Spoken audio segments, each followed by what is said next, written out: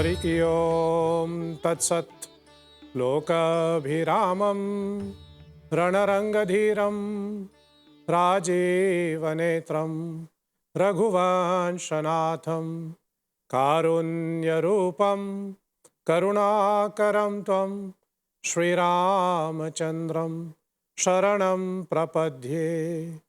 मनोजवं मारुततुल्यवेगं जितेन्द्रियं बुद्धिमतां वरिष्ठं वातात्मजं वानरयुक्तमुख्यं श्रीरामदूतं शरणं प्रपद्ये। श्री श्री सीतारामचंद्राय नमः। श्री रामदूताय नमः। श्री गुरुचरणकमलेभ्यो नमः। ओम नमो भगवते सियाराम कृष्ण हरि नारायण। हिंदू महासभा की ओर से आज के इस विशेष कार्यक्रम में हम आप सबों का स्वागत करते हैं। यह विशेष कार्यक्रम तुलसीदास जयंती के उपलक्ष्य में प्रसारित हो रहे हैं। जैसे आप सबों को पता ही होगा, आगामी रविवार 11 अगस्त को यानी श्रावण मास के शुक्ल सप्तमी को परम पूज्यपाद कली पावनावतार गोस्वामी बाबा तुलसीदास जी की हम लोग जन्म जयंती मना रहे हैं। पूरे श्रावण मास चल रहे हैं, चारों ओर भगवान शिव की विशेष आराधना हो रहे हैं, विशेष पूजा चल रहे हैं और कई भक्त इस श्रावण मास के उपलक्ष्य में ही श्री रामचरितमानस का मास पारायण पाठ कर रहे हैं।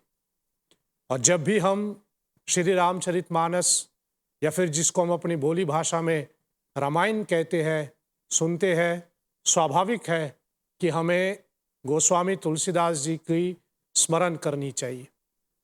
कारण कि श्री रामचरितमानस एवं अन्य अनेक ऐसे ग्रंथों की रचना गोस्वामी बाबा तुलसीदास जी ने किया, जो न केवल हमारे पूजा पाठ का एक अंग है अपितु हमारे समाज, हमारे सोच और हमारे विचार को भी प्रभावित करते हैं। 16वीं शताब्दी के यह महान संत, महान विद्वान, जिन्होंने भक्ति को और विशेष रूप से कहें श्री राम भक्ति को एक ऐसा रूप दिया है जिसको लेकर के आज हम लोग अपने पूजा पाठ, अपनी संस्कृति और अपनी रहन सहन को निभाते हैं।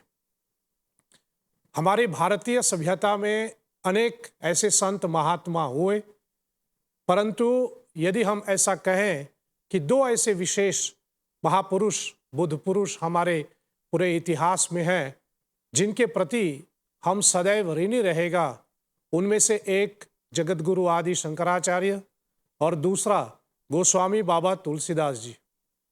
आज बहुतों को लगता है कि श्री राम कथा बहुत सरल होता है, बहुतों को श्री राम कथा में आनंद मिलता है, बहुतों को राम कथा गाने में, राम कथा सुनने में और राम कथा के ऊपर चर्चा करने में आनंद मिलता है।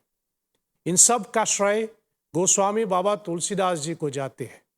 यदि तुलसीदास जी नहीं होते तो शायद हम भगवान राम के उतने करीब होने का एहसास नहीं कर पाते।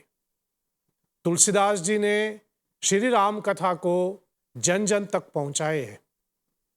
वैसे बाबा तुलसीदास जी का जन्म श्री आत्माराम दुबे और देवी हुलसी के यहाँ हुई और इस साल जो हम तुलसीदास जी की जयंती मना रहे हैं वह तुलसीदास जी की 527वें वर्षगांठ होगी। तुलसीदास जी ने कुल मिलाकर के 12 ग्रंथों की रचना की, जिनमें से श्री रामचरितमानस एवं श्री हनुमान चालीसा ज्यादा प्रचलित हुए। आज हम अपने पूजा पाठ जब करते हैं तो उनमें गोस्वामी तुलसीदास जी की रचनाओं का हम लोग कितने प्रयोग करते हैं। कहीं कहीं पर हम यह भी मान के चलते हैं कि कुछ पूजा पाठ जो हम निभाते हैं उसमें यदि हनुमान चालीसा का पाठ नहीं होते तो वह पूजा अधूरी माने जाते हैं। तो यदि हम विचार करें हनुमान चालीसा कहाँ से उपलब्ध हुआ, ये तुलसीदास जी की देन है। इसलिए हम सब गोस्वामी तुलसीदास जी के प्रति सदैव ऋणी रहेगा। आज केवल हमारे पूजा पाठ, केवल हमारे धर्म, केवल हमारे संस्कृति से नहीं, अपितु विश्व की बहुत से ऐसी अलग अलग संस्थाएं हैं, अलग अलग प्लेटफॉर्म हैं, जहां तुलसीदास जी की चौपाइयों को आधार बना करके विचार विमर्श किया जाता है। आज तुलसीदास जी की चौपाई जो है केवल पूजा पाठ में नहीं, अपितु कितने ऐसे बोलचाल में, कितने ऐसे फिल्मी गानों में, कितने ऐसे बॉलीवुड के कितने ऐसे कार्यक्रमों में इनका प्रयोग किया जाता है। कहने का मतलब मेरा ये कि तुलसीदास जी की रचनाएं विशेष रूप से श्री रामचरितमानस एवं हनुमान चालीसा, इनका जो हमारे जीवन के ऊपर, जो हमारे समाज के ऊपर इनका जो योगदान रहा है वह सराहनीय है। और ऐसे में यदि हम तुलसीदास जी की जयंती नहीं मनाते हैं तो हमारे तरफ से यह एक अनीति की बात होगी। कहा जाता है कि संत महात्माओं की जयंती इसलिए मनाया जाता है ताकि इनके शिक्षाओं के ऊपर, इनके दी हुई सिद्धांतों के ऊपर, इनके सूत्रों के ऊपर हम विचार विमर्श करें। और मैं समझता हूं कि मॉरिशस में विशेष रूप से गोस्वामी तुलसीदास जी की जयंती एक विशेष पर्व के रूप में मनाना चाहिए। कारण कि हमारी देश का, हमारे समाज का गोस्वामी तुलसीदास जी की रामचरितमानस या फिर यूं कहे तुलसी की रामायण कितना हमारे समाज में स्थापित हुआ है। हम सब के पूर्वज भारत भूमि से आए हैं और हम सब जानते हैं कि हमारे पूर्वज जब भारत भूमि से आए तो वो अपने साथ कुछ और नहीं, अपने रामचरितमानस और हनुमान चालीसा लेके आए हैं, और जिसके आधार पे आज तक हम इनका पाठ पठन करते हैं। और यह सब तुलसीदास जी की देन है। हमारे यहाँ हर एक अवसर पर रामचरितमानस का पाठ होते हैं, रामायण का पाठ होते हैं। चाहे किसी बच्चे की जयंती मनाना है, बच्चे की जन्मदिन मनाना है तो हम लोग रामायण पाठ करते हैं। कोई विशेष पूजा होते हैं तो उसमें हनुमान चालीसा का पाठ करते हैं। यहाँ तक कि हमारे यहाँ जब मृत्यु होते हैं, हम सब जानते हैं कि जब मृत्यु होते हैं तो स्वाभाविक रूप से हम रामायण का पाठ करवाते हैं। ऐसे में हम सोचें, यदि तुलसीदास जी की रामचरितमानस एवं हनुमान चालीसा नहीं होते तो यह सब संभव नहीं होते। इसलिए बहुत ही आवश्यक है कि हम सब तुलसीदास जी की जयंती मनाएं, वो भी बड़े धूमधाम के साथ। और केवल इतना ही नहीं, हमें यह भी ध्यान रखना चाहिए कि हम अपने आने वाले पीढ़ी को गोस्वामी तुलसीदास जी के बारे में, उनकी रचनाओं के बारे में, उनके जीवन के बारे में बच्चों को, आने वाली पीढ़ी को अवगत कराएं। नहीं तो फिर यदि तुलसीदास जी के जीवन, इनके चरित्र, इनके बारे में हम नहीं जानते और हम इनके ग्रंथों का प्रयोग करते हैं तो यह एक तरह के हमारे तरफ से गलत स्वभाव चलेगा। इसलिए जरूरी है कि हम सब तुलसीदास जी को जानें। संक्षेप में यदि इनके जीवन का परिचय देना है तो हम इतना ही कहें कि एक तो जैसे मैंने कहा, आत्माराम दुबे और हुलसी यहाँ इनका जन्म हुआ, और कहा जाता है कि जब तुलसीदास जी का जन्म हुआ तो सबसे पहले इनके मुंह से निकला राम। कहने का मतलब ये कि इन्होंने जो पहला शब्द उच्चारण किया है वह है राम। इसलिए जन्म के समय माता पिता ने इनका नाम डाल दिया राम बोला। बाद में गोस्वामी तुलसीदास जी की जब गुरु दीक्षा हुई श्री नरहरिदास जी महाराज के द्वारा, तब इनका नाम रखा गया तुलसीदास।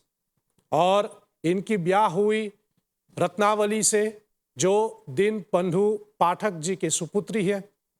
और तुलसीदास जी अपनी पत्नी के प्रति बहुत विशेष लगाव रखती थी।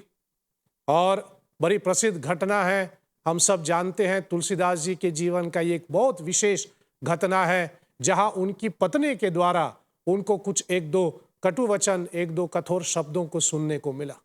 लेकिन जैसे हम लोग कहते हैं, जैसे तुलसीदास जी ने स्वयं लिखा है, हो यही वही जो राम रचि राखा, आखिर में वही होता है जो राम की इच्छा से होता है।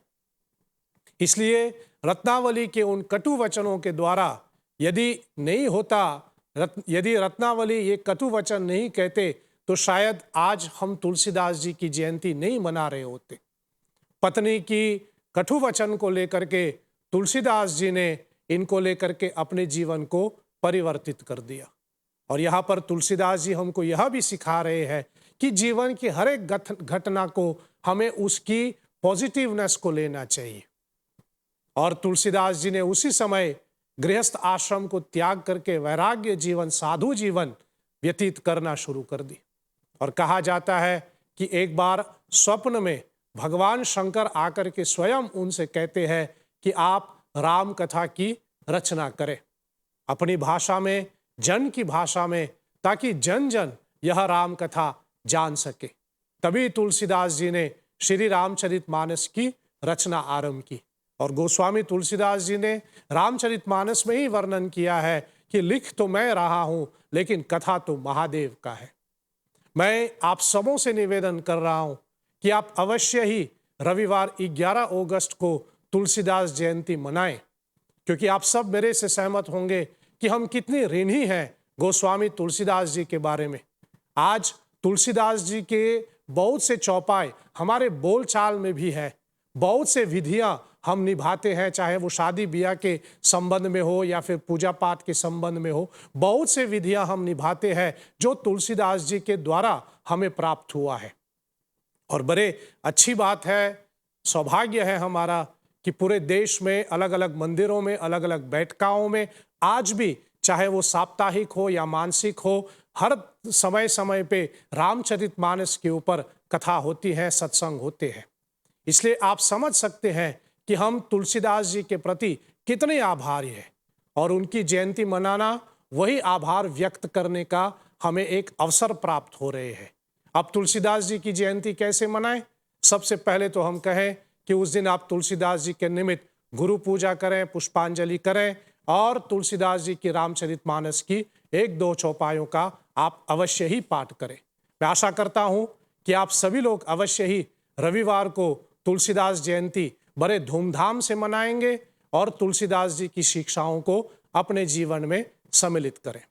आपकी ध्यान के लिए कोटिशः धन्यवाद। ओम सत्यम शिवम सुंदरम। ओम शांति ही शांति ही शांति। ओम श्री श्री सीताराम चंद्रार्पणमस्तु। साधुवाद। जय श्री हरि।